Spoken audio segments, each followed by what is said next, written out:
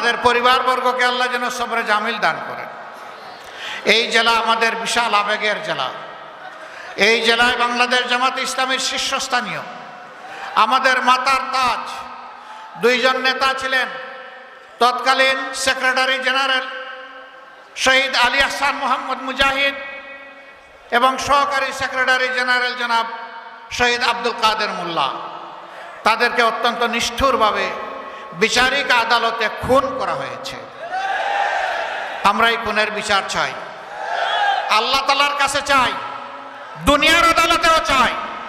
আমরা দেখতে চাই তাদের উপর যে জুলুম করা হয়েছিল, আজ বাংলাদেশের মানুষ যেন চিৎকার দিয়ে বলে যে তাদেরকে হত্যা করা হয় নাই, মানবতাকে হত্যা করা হয়েছে।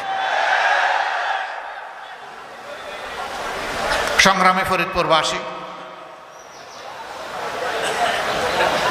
২৮ সালে জগিবইটার তাণ্ডবের মাধ্যমে যে খুনের রাজনীতি শুরু হয়েছিল, ৯ সালে বোঝাপড়ার রাজনীতির মধ্য দিয়ে ক্ষমতায় এসে ৯ সালের ১০ই জানুয়ারি ক্ষমতার বাগডোর তারা হাতে তুলে নিয়েছিলেন।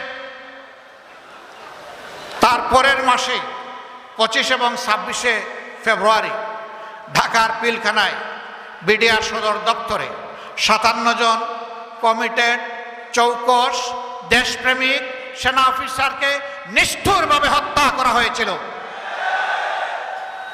তার পরিবারের পুরুষ এবং মহিলা সদস্যদেরকে হত্যা করা হয়েছিল।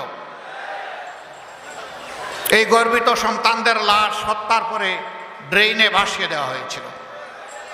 বাতি নিভিয়া খুনিদেরকে নিরাপদ প্রস্থানের ব্যবস্থা করা দেওয়া হয়েছিল। কারা করলো এগুলা? বাতির সুইচ কার হাতে ছিল? এত নিরাপত্তে 2টা দিন ধরে তারা হত্যাযজ্ঞ চালালো, কেন কোনো ব্যবস্থা নেওয়া হয়নি? ক্ষমতার সিঁড়িতে আরোহণ করার জন্য, মসনদে আরোহণ করার জন্য কার্যত সেনাবাহিনী এবং বিডিআর 2টা বাহিনীকেই ধ্বংস করে দেওয়া হলো। জাতি তার বিচার চায়।